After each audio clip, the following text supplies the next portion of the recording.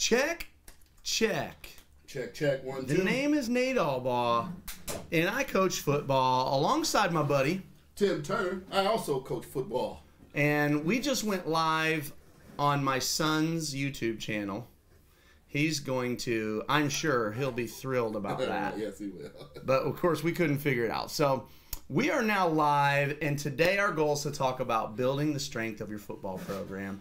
And it's really just feeding off of our last video together. Our last video together, you and I talked about. I'll let you kind of Yeah, sorry guys, I gotta get myself together. Sorry, Coach T was a little late today. No, Coach T, yeah, you're right. Coach T was a little late. And we proceeded to talk a little bit about the fact that when Coach T and I worked together at Central, it was you had a good staff, yeah, right, and a good group of dudes that got along really well. Yeah. But you didn't want to be the last man at a meeting, at practice, because the last man there basically became the man who got the jokes all day. Got ridiculed all day. For being late, lazy. Wait, and not just all day, Coach, until somebody else was a little bit later, right? Yeah. Until somebody else was a little bit later. And like you said, it didn't even have to be late. No, just a little bit, just not as early as everyone else. And just to kind of piggyback on that, Coach, I think that was one of the strengths of that staff. Right. No, you're right. I mean, there were so many guys. Well, let's think about it now that have gone on. Myself, yeah. Coach Craig's now a head coach. I think that year Coach DeVries was with us. Now he's a head coach. Coach Ma had been a head coach. Had yourself. So I mean, there's so many of us around there that it just kind of made that thing kind of go. It was a great staff, and you still get to coach with a lot of those guys. But it was just fun. How if you were the last man there. You just didn't want to be the last man there because you were going to take grief all day. All right, we got 6 people watching. Excited about that. Hey, check in. Tell us where you're from, who you are. I guess your name would come up. Yeah. But if your name isn't on there already on your YouTube username, tell us where you coach and start chiming in. Today we're going to talk. We're going to go 10, 15 minutes or so. Nothing groundbreaking. But we're just kind of summing up or wrapping up our thoughts on building the strength of your program. This conversation was kicked off as we watched Coach Piron's videos from Batavia. And he did 2 videos that were a lot about program and building culture. Sure. And we chatted about that. So today's video going live with our coaches to say, hey, what ideas do you guys have about building your culture or building your program? And like we said, making yourself hard to beat. Sure. Not with your X's and O's, but your program is so strong now that you're hard to beat. That you're difficult to beat. All right, we got some people chiming in. It says Maine Lindsay, and it just says, hi, coaches. Don't know if you coach somewhere. Please tell us if you do. Coach Tatum chiming in, O-line coach from Greensboro, North Carolina. Coach Tatum, where in Greensboro? Is there a specific high school, or is it just Greensboro High? North Carolina. You spend much time in North Carolina? I've never been. Not once in my life. Really? No, not at all. Well, I know plenty of people there, but I've never been at all. Name one person you know in North Carolina. Kalfani Matuka. Oh, yeah, that's See, right. You know Cal. We got he goes to school there at A&T down there. Yeah. That's true, and that's where our Tariq Cohen for the Bears went to school. Exactly. Yeah. Man, thanks for joining us, Coach Tatum. Anybody else, of course, that's watching, please chime in, and let's kind of throw out. Look, here we go. Metro Lions Football Club in Auckland, New Zealand. Coach Lindsay, you're awesome. the guy. I've chatted with you a couple times. Our guy from Auckland, New Zealand. That is awesome. How cool is that? That is awesome. I love it. I was looking at some YouTube stuff. This school, can't remember if it was Auckland or not, but it's somewhere in New Zealand. This all-boys school, and they do like these hakas. That's where the hakas are big. Sure. And like to see all these high school boys doing this haka was incredible, and it kind of inspired me. Like, look at what kind of tribal type energy you can build around a group of men that want to be together. Like, I look at those hakas out of New Zealand, and I'm like, that's what I want for my football program. But Americans don't like sing together and do those types chant and do those things. I wish we did. It's funny. You remember the year when we had made the kids learn the school fight song. Yeah. Right? So I brought that back again this past year, and it was one of the things that I've had several parents come to me and comment about is that, he's like, Coach, you made these guys learn the school fight song. We haven't heard anybody sing this fight song in years, and it's just this great thing. So, I mean, just piggybacking on that, like to have a group of guys that are willing to do that is outstanding. And I think that's part of a culture you build within your program. Yes. Right, that's part of the culture that can be built within your program. And imagine if you could get your football players doing that. Coach Lindsay says Palmerston North Boys High School. That's exactly what it was. I remember it 100% now. That was them? Yeah, Palmerston North. And you got to look it up on YouTube, guys, when you're done here with this show. Palmerston North. They call it like Palmy Boys, we're going to say. Because in New Zealand and Australia, you just shorten everything. Right, Palmy. Right, so... and then here we go with Coach Tatum says, it's great here. I coach for an independent high school football team named Greensboro Panthers. Independent football is pretty big in North Carolina. All right, so as we start getting going, Coach Tatum, you're going to have to tell us what on earth independent football is. I didn't know either. I've never heard of it. I don't know. I'm sure you guys saw the look on my face. Like, I've never heard of independent football. I mean, is that just? I'm assuming right now it'd be like club football. Well, or maybe they're not within a conference or a district or affiliated with. I don't know. Maybe not. It sounds like a club. And it does say high school, huh? He's gonna have to tell us. Yeah, all right, we'll let him chime that up. Let's kick it off with some thoughts. And again, please chime in, fellas. We got two of our coaches that have chimed in and tell us where they're from. We want to just have some conversation with you guys, and we want to get your input building the culture or building your program. And I kind of liked how we kind of summed up last time. We called it like building your monster. Yeah. Right? Because the strength of your monster, like this fighting robot, all of a sudden your monster becomes hard to beat. Right. Let's kick off with this. Name one thing you have done in your program, can't be X's and O's, that makes your monster hard to beat. Well, the thing that I've done in my program to make my monster hard to beat. Wait, I'm going to cut you off right before you say it. Right. And you guys chime in over here in the comments. What's one thing you guys have done to help make your program difficult to beat? It doesn't mean that you'll never lose. It just means what's something you've done program-wise makes you hard to beat. Okay, now it's all yours. So the thing that I've done in my program to make my team hard to beat was something that I stole directly from you was we try to shoot ourselves less time than we shoot our opponents. So one of the few things that I do is we stay under center. We stay under center because that way those snaps are a lot easier to get. It's a lot harder to get that shotgun snap to me. So one of the things that I want to do is make sure we make as little mistakes as possible. So staying under center and keeping the ball and trying to control the ball is what we do to try to make our monster hard to beat. How about you? What'd you do? Okay. Nothing's like jumping out at me. I've always felt like I was okay at program stuff. Sure. Okay, right? Not hurting myself in the program game.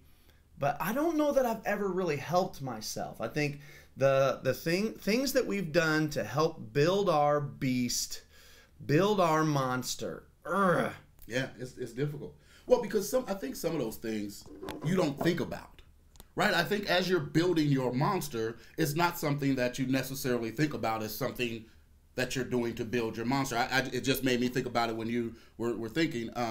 One of the things we just did this past year was I instituted a character development piece, right? So I took a part of our practice, 15 minutes in our practice, where we're working on character development every single day. Some little piece, maybe it's maybe today is honesty, maybe today is empowerment, whatever it is, but we're working on some little piece every single day. And to me, I think that that's going to be one of the things that if I can get my kids to buy into this notion of it's bigger than football, that's going to be something that makes our beast hard to beat. I mean, if I can get a group of kids that are working towards one common goal, and that common goal isn't winning football games. That common goal is winning one another, right? Having a relationship, having these memories that they can take along with one another. If I can get my guys to do that, that to me is building the beast that I think will make us tough. So one thing that I feel like I did when I was at Central anyway was we had our houses. Yeah. Right? So I'm at what's it called in Orlando? Universal Studios. I'm at Universal Studios in Orlando, and I'm in the Harry Potter land. And I'm in a store, and I see all the house stuff, right? Gryffindor and Ravenclaw and Slytherin, house scarves. And I'm coaching at Central. I'm like, this is too cool. Yeah. We have to do this. So I come back, we build these houses, I make logos for everybody, and we go to houses. And there are freshmen through seniors in those houses. We played house games every week. We had house trophies. Now, the first year with our house system, we did it big, and then each year after that, we did it 1 inch smaller, which I still regret. Sure. Right? You can't let that stuff go. Yeah. We did it big. The kids had fun playing those games, right? Our weekly games. We had a blast with it. Yeah. And the kids kind of began to take some pride in their houses. So that's one thing that I felt like we did to build our beast. Again, to me, that was morale. Yeah. That's morale. So any of you guys, others, Coach Tatum said, yes, it's like club football and not associated with the school. It's pay to play. So I'm curious, Coach Tatum, why do you suppose that's big in North Carolina? Or is it just in that area that it's big? I'm very curious to know why independent high school football is big. He says right there, that it's, didn't he say somewhere in there that it's big in, is pretty big in North Carolina? Yeah. Yeah. Okay. And I'm curious, sorry, Coach, I'm curious to know where are they finding competition? Yeah, well, obviously there's a lot of schools that do it, or a lot of independent teams. But it says not associated with a school. Yeah, just like a club. Like I'm picturing like AAU basketball. Okay. Right, Sure. You find a team and you go play ball. Sure. So here in Illinois, that'd be your 7-on-7 leagues that they have, something like that. Yeah, just a league, right? It's like anything. You just make a league. You make teams. You make a league. You can go play. Yeah, awesome. Okay, so building the strength of your program. I think to me, when you're building the strength of your program, it's all these little things that in reality are actually really difficult to quantify. Sure. Right? You're looking at like X's and O's, you can quantify things, right? You're going to look at data and we gave up this many first downs or we gained this many yards, right? So all of that feels quantifiable and it's easier to talk about. Program stuff, because it can't be quantified, can you ever really know if you're growing it? Right. Well, I think you're not going to, and this is just my opinion, I think in the moment you can't really know.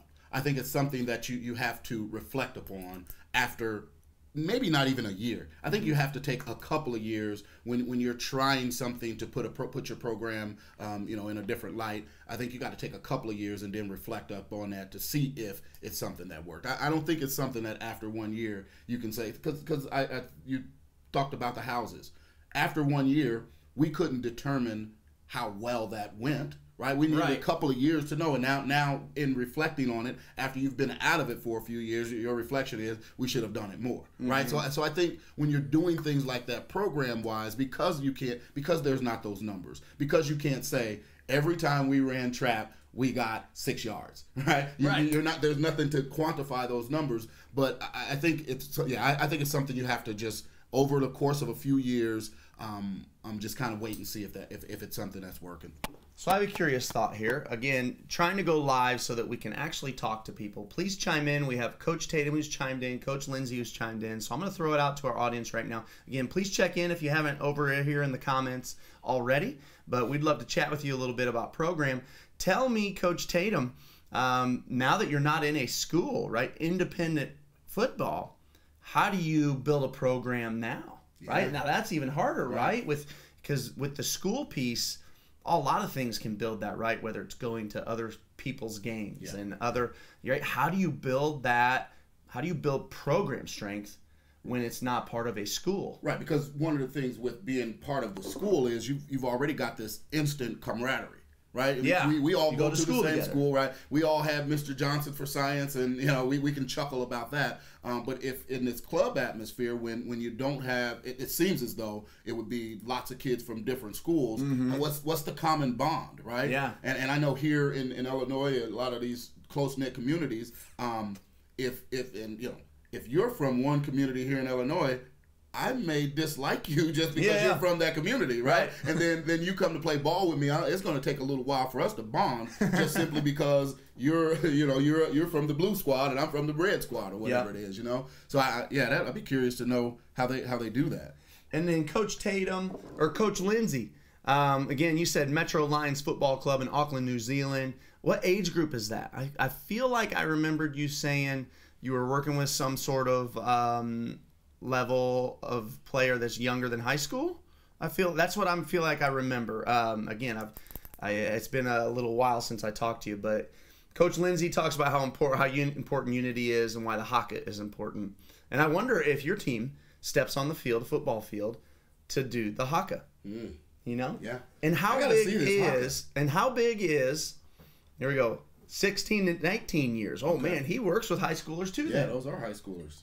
So, how do you, Coach Lindsey, work on program development? What does it mean? So, we got two guys chiming in with us. So, let's just take it in this direction, right? Sure. You can only go the direction of your audience. We got two guys with us that don't coach in a school, instead are a part of outside of school programs. Men, how do you develop a program? Or what does program development mean to you? If we say that to you, what is that talking about to you? Because I think it's different than what it would mean to us. And is it less important than it is to a high school football team? Is that possible?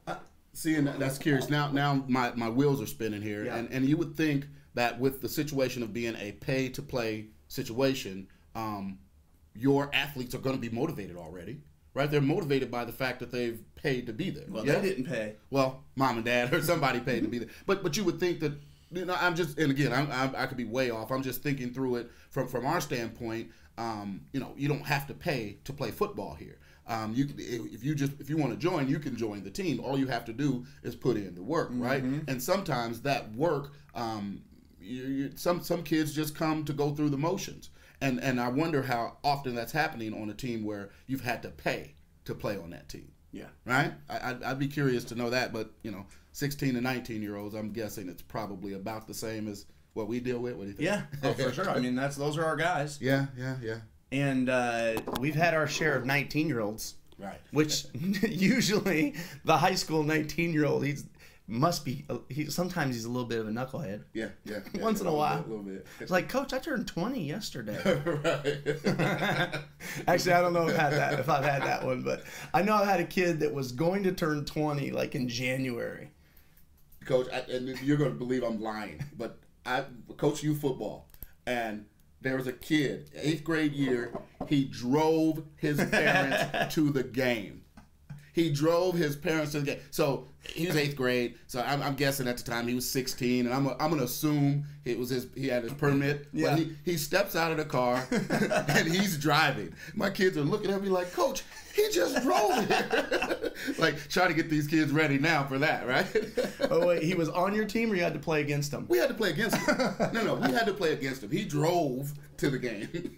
Yeah, that's not what you want when you're getting ready to show up to a game. All right, well, looks like the chiming in has stopped. So let's kind of wrap things up. We've gone for, I don't know, probably about 10 to 12 minutes. 12 minutes or so. Closing thought for you for program development and building culture. My closing thought, I just kind of go back to what Coach Piron said. I think we have to make sure to build something that kids want to be a part of. And not just kids, families want to be a part of. And I think if you could figure out a way to make your program something that not only the players, but their families also want them to be a part of, and they want to help out and be a part of, then I think you're doing something good. That's my closing thoughts.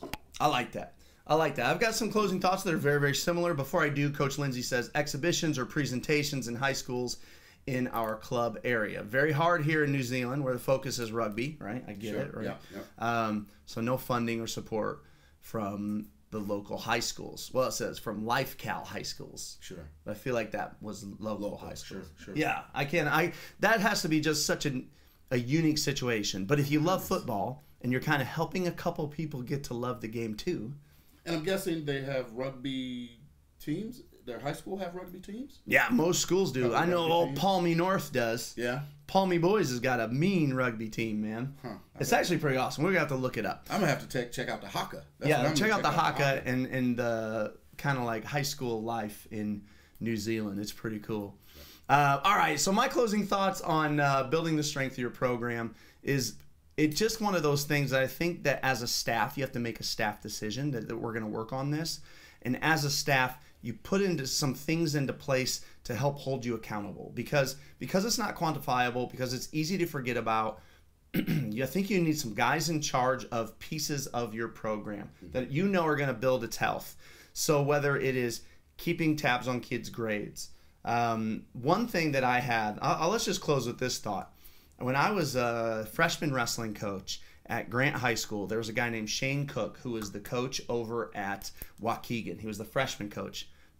His Waukegan freshman team was loaded with kids. Mm-hmm. Now, if you guys don't know, here in Illinois, Waukegan is a pretty rough suburb, rough area in the north side of Chicago, and they're just a school that doesn't have very much success at much, even though in the 90s at one point they won the wrestling and basketball state championship in the same winter.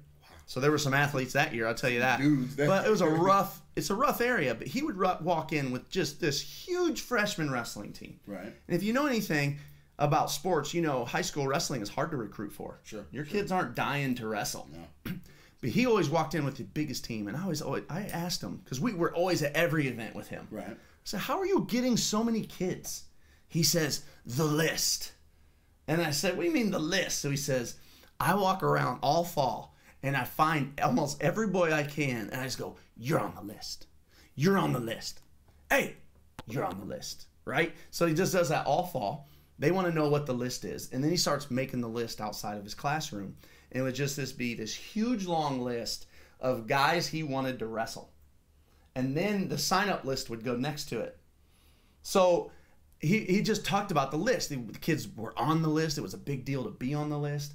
And so I started doing those things with my own junior high wrestling program, actually.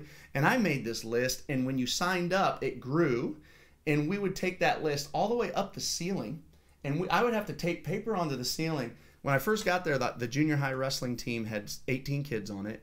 And 3 years later, when I left, we had 85 wrestlers. Oh, wow. And it was because, a lot of it, because the list. Now, I worked in the school too, but we just made growing in numbers a really big deal and exciting. Sure. So to me, that's a program building thing, right? Yeah. Well, and the cool thing about that program building thing, it was quantifiable. Right, you can count that you went from 18 to 85. Yeah, that's quantifiable. Sure. All right, well, thanks for joining us, guys. We were pretty much all over the place today, but sometimes that happens. Yeah, right? I guess that's kind of, again, we want to go live. We want to talk to you guys. Thanks for joining, and until next time, love, peace, and hair grease. Amen. If only we needed hair grease.